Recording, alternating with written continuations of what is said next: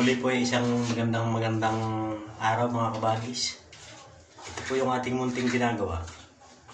Matatapos na oh. Meron tayong skin coat.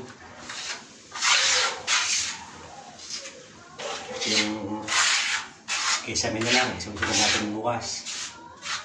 Dahil magpo-flooring po tayo ngayon. Yan.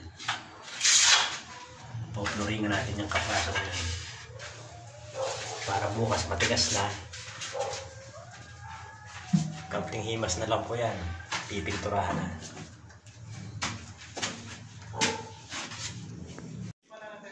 Yan mga kabagis, kung mapapansin niyo po, may PC na. Yan. Nilipid na namin yung flooring.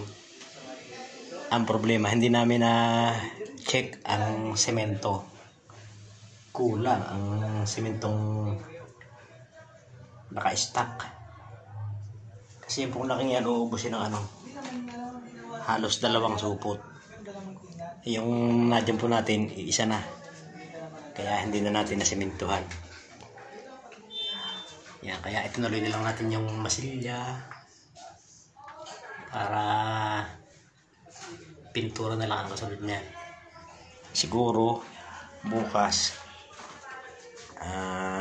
flooring muna, patuyo-tuyuin, tapos saka tayo magpintura. Yan mga kabagis, dahil sablay po ang ating estimate ng semento, edi iiwan muna uli natin at bukas na uli. Hanggang sa muli po.